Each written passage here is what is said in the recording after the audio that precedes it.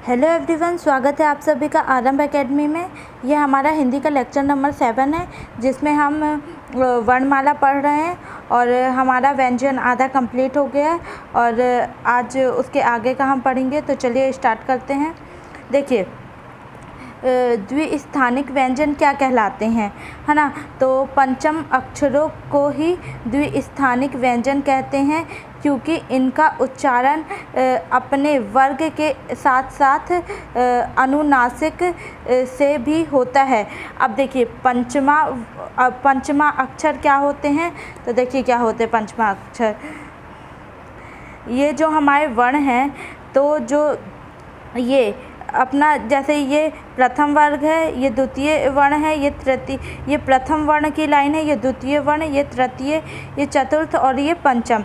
यानी कि जो ये सारे लास्ट के जितने भी हैं, इनको क्या बोलते हैं, तो इन्हें द्विस्थानिक या इन्हें पंचमा अक्षर कहते हैं, है ना। तो अपन ने देख लिया कि पंचमा अक्षर क्या कहलाते हैं।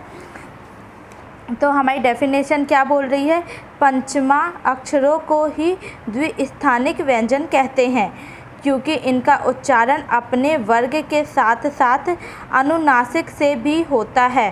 अब अनुनासिक क्या है, तो जिन स्वरों के उच्चारण में हवा मुंह के साथ साथ नाक से भी निकलती, उसे क्या कहते हैं, तो उसे अनुनासिक कहते हैं। जिसमें हवा मुंह के साथ साथ नाक से भी निकलती है ना। तो चलिए आगे देखते हैं। उत्क्षिप्त व्यंजन या द्विगुणी व्यंजन क्या कहलाते हैं। देखिए, जिन व्यंजनों के उच्चारण में जीभ की नोक मूर्धा को स्पर्श करे और फिर झटके के साथ नीचे की ओर आए, उसे द्विगुणी या उत्क्षिप्त व्यंजन कहते हैं। इनकी संख्या कितनी है, तो 2। कौन सी, डा और ढा, यानी कि जिसमें बिंदी लगी रहेगी वो उत्क्षिप्त व्यंजन है ना। उत्क्षिप्त या द्विगुणी व्यंजन है। अब मूर्धा क्या होता है, देखिए डा बोलिए, अपन डा बोलते हैं, तो जो जीभ के ऊपर का भाग होता है उसे मूर्धा कहते हैं, है ना। तो जो ये डा और ढा है, ये क्या है, तो ये उत्क्षिप्त या द्विगुणी व्यंजन है।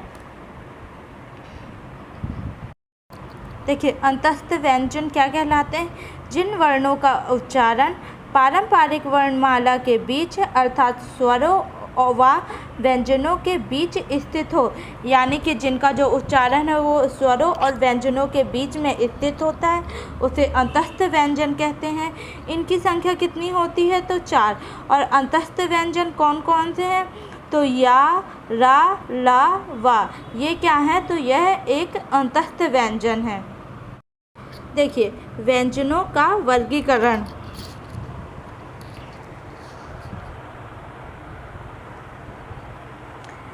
पहला, घोषत्व के आधार पर। अब घोषत्व क्या कहलाता है, स्वर तंत्र में कंपन होना क्या कहलाता है, घोषत्व कहलाता है। इसके आधार पर कितने प्रकार के व्यंजन होते हैं, तो पहला आघोष व्यंजन होता है, दूसरा क्या होता है, दूसरा सघोष व्यंजन होता है ना। तो आघोष व्यंजन क्या कहलाते हैं, हर वर्ग का पहला दूसरा व्यंजन क्या कहलाता है, तो आघोष व्यंजन कहलाता है। या जिन ध्वनियों के उच्चारण में स्वर तंत्रियों में कंपन ना हो, उसे क्या कहते हैं, तो उसे सघोष व्यंजन कहते हैं, है ना। सॉरी, आघोष व्यंजन कहते हैं। अब जो शा, शा और सा, ये क्या है, तो ये आघोष व्यंजन है। अब क्या बोला था इसमें, हर वर्ग का पहला और दूसरा व्यंजन, है ना। तो ये वर्ग 1, 2, 3, 4, 5 पाँचों वर्ग दिए हुए हैं। अब इसमें पहला और दूसरा बोला है, यानी कि जो ये वाला वर्ग है, का, चा, टा, ता, पा, ये पहला, और खा, ये वाली लाइन दूसरा। ये पहला और दूसरा वर्ग जो है, ये क्या कहलाएगा, तो ये आघोष व्यंजन कहलाएगा। अब सेकंड क्या है, सघोष व्यंजन। अब सघोष व्यंजन क्या कहलाता है, तो हर वर्ग का तीसरा, चौथा और पांचवा वर्ग क्या कहलाता है, सघोष व्यंजन कहलाता है। या जिन ध्वनियों के उच्चारण में स्वर तंत्रियों में कंपन हो सघोष व्यंजन कहलाता है। अभी हमने आघोष का क्या देखा था, जिसमें कंपन ना हो, और सघोष में क्या बोल रहा है, जिसमें स्वर तंत्रियों में कंपन हो। और हर वर्ग का तीसरा, चौथा, पांचवा वर्ग, है ना, यानी कि तीसरा ये वाली जो लाइन है, ये तीसरा वर्ग, चौथा वर्ग और पांचवा वर्ग, ये क्या कहलाएंगे, तो यह सघोष व्यंजन कहलाते हैं। ये वाली थर्ड वाला वर्ग, फोर्थ वाला और फिफ्थ वाला, ये क्या है, ये दोनों अपने आघोष व्यंजन है, और ये तीनों लाइन क्या है, तो यह सघोष व्यंजन है। इसके साथ ही या, रा, ला, वा और हा, ये क्या है, तो ये सघोष व्यंजन है। जैसे यहाँ पर सा, सा और सा, ये क्या थे, तो ये आघोष व्यंजन थे। उसी तरह जो ये या, रा, ला, वा और हा, ये क्या है, तो ये सघोष व्यंजन है। अब दूसरा प्रकार क्या है, पहला तो घोषत्व के आधार पर हमने देख लिया। अब दूसरा क्या है, प्राण तत्व के आधार पर व्यंजनों का वर्गीकरण, है ना। तो प्राण तत्व क्या कहलाते हैं, किसी वर्ण को बोलने में कितनी हवा का प्रयोग कर रहे हैं, यानी कि किसी वर्ण को बोलने में हम कितनी हवा का प्रयोग कर रहे हैं अपने मुंह पे, उसके आधार पर व्यंजन का वर्गीकरण, है ना। तो ये इसका पहला आधार क्या है, तो अल्प प्राण, है ना, अल्प प्राण, यानी कि जिन व्यंजनों के उच्चारण में मुख से कम हवा निकले अल्प प्राण व्यंजन कहलाते हैं। हम किसके आधार पर देख रहे हैं, हमने घोषत्व के आधार पर आघोष व्यंजन और सघोष व्यंजन पढ़ा था। अब प्राण तत्व के आधार पर अल्प प्राण व्यंजन पढ़ रहे हैं, है ना। तो अल्प प्राण क्या है, जिन व्यंजनों के उच्चारण में मुख से कम हवा निकलती है उसे क्या कहते हैं, तो उसे अल्प प्राण व्यंजन कहते हैं। अब इसका क्या है, इसमें हर वर्ग का पहला, तीसरा और पांचवा वर्ण क्या कहलाता है, अल्प प्राण व्यंजन कहलाता है। यानी कि हर वर्ग का पहला, तीसरा, देखिए हर वर्ग का पहला, तीसरा और पांचवा वर्ग क्या कहलाता है, तो यह अल्प प्राण व्यंजन कहलाता है। ये वाला का वाला, गा वाला और ये डा वाला, ये क्या कहलाते हैं, तो ये अल्प प्राण व्यंजन कहलाते हैं, है ना। इसके साथ ही या, रा, ला, वा, ये क्या कहलाते हैं, अल्प प्राण व्यंजन, यानी कि जो अंतस्थ व्यंजन होते हैं वो क्या हैं, तो वह अल्प प्राण व्यंजन कहलाते हैं। देखिए महाप्राण, अभी हमने अल्प प्राण पढ़ा, इसका दूसरा प्रकार क्या है, तो महाप्राण है ना। जिन व्यंजनों के उच्चारण में मुख से अधिक हवा निकले, जिन व्यंजनों के उच्चारण में हकार की ध्वनि विशेष रूप से सुनाई दे। देखिए अभी हमने अल्प प्राण में क्या पढ़ा था कि जिन व्यंजनों के उच्चारण में मुख से कम हवा निकले, है ना। अब महाप्राण व्यंजन क्या कहलाते, जिनमें व्यंजनों के उच्चारण में मुख से अधिक हवा निकलती है उसे क्या कहते हैं, तो उसे महाप्राण व्यंजन कहते हैं, है ना। अब क्या है, हर वर्ग का दूसरा और चौथा वर्ण क्या कहलाता है, तो यह महाप्राण व्यंजन कहलाता है। हमने हर वर्ग का पहला, तीसरा और पांचवा अल्प प्राण व्यंजन कहलाता है, जबकि हर वर्ग का दूसरा और चौथा, यानी कि ये दूसरा और चौथा जो वर्ण है ये क्या कहलाता है, तो यह कहलाता है महाप्राण व्यंजन। इसके साथ ही ऊष्म व्यंजन, यानी कि सा शक्कर वाला, श षटकोण वाला, सा सरोते वाला और हा, ये क्या है, तो यह ऊष्म व्यंजन, जितने भी सारे ऊष्म व्यंजन हैं ये सब क्या कहलाते हैं, तो यह सब महाप्राण व्यंजन कहलाते हैं।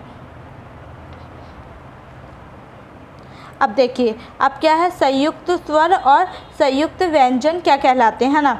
तो हम संयुक्त स्वर और संयुक्त व्यंजन देखेंगे।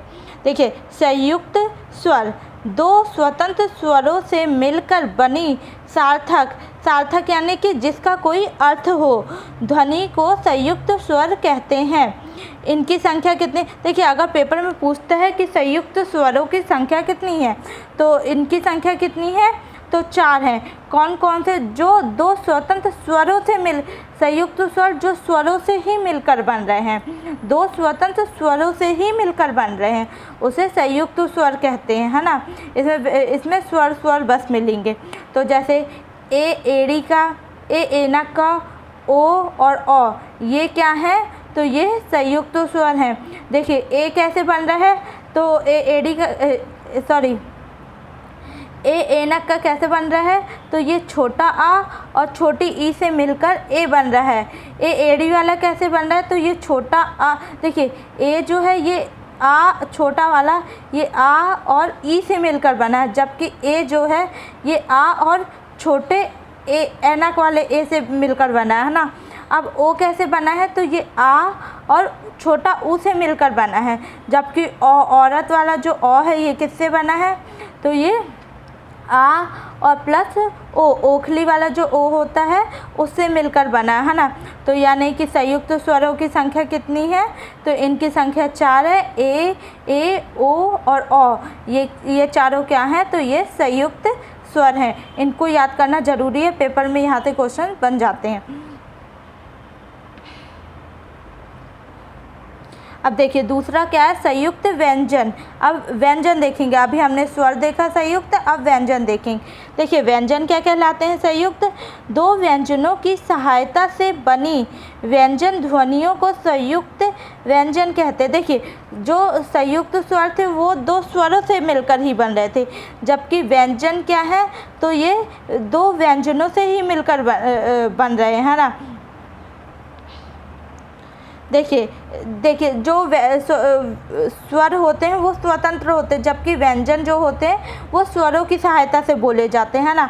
लेकिन संयुक्त व्यंजन दो व्यंजनों की सहायता से बने हैं, है ना। तो देखिए इनकी संख्या कितनी है? तो संयुक्त व्यंजन की संख्या भी 4 है, यानी कि छा, त्रा, ज्ञा और श, ये क्या है? तो ये संयुक्त व्यंजन है। अब ये छा छतरी वाले ये किससे मिलकर बने हैं? तो ये का और शा, षटकोण वाले सा से मिलकर छा बनता है, जबकि श ये सा शक्कर प्लस रा से मिलकर बनता है। त्रा, तो ये ता प्लस रा से मिलकर क्या बना है? तो त्रा बना है। ये भी व्यंजन है और रा भी व्यंजन है। ज्ञा, ये जा और अया से मिलकर बना है, ये दोनों भी व्यंजन, यानी कि संयुक्त व्यंजन दो व्यंजनों से मिलकर बनते हैं।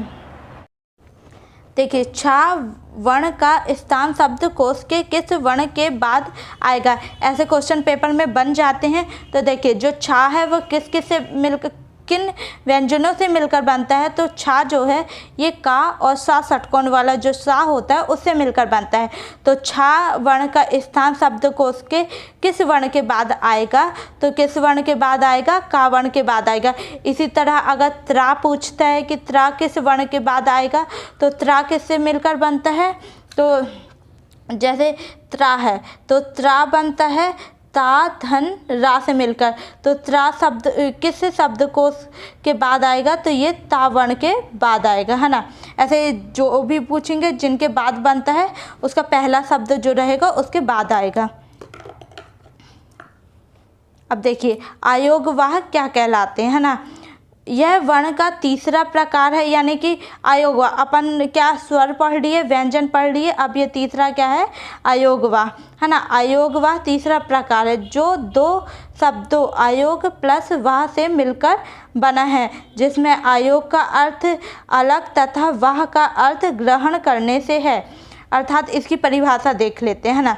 ऐसी ध्वनियाँ जो ना तो स्वर हैं और ना ही व्यंजन हैं, इसके बावजूद अर्थ ग्रहण करती हैं, आयोगवाह कहलाते हैं। देखिए अब क्या बोल रहा है? ऐसी ध्वनियाँ जो ना तो स्वर होती हैं और ना ही व्यंजन होती हैं, है ना। जो आयोगवाह है वो ना तो स्वर है और ना ही व्यंजन है, फिर भी अर्थ ग्रहण करती हैं, वे क्या कहलाती हैं? आयोगवाह कहलाती हैं। यानी कि हम जो आयोगवाह शब्द है उसे ना तो हम स्वर की श्रेणी में रखते हैं और ना ही व्यंजन का कहते हैं। इनका उच्चारण नासिक से होता है, अतः इन्हें नासिक वर्ण भी कहते हैं। यानी कि जो आयोगवाह वर्ण है इनका उच्चारण कहाँ से होता है? तो नासिक यानी कि नाक से होता है ना। और ना तो ये स्वर है ना ही ये व्यंजन है।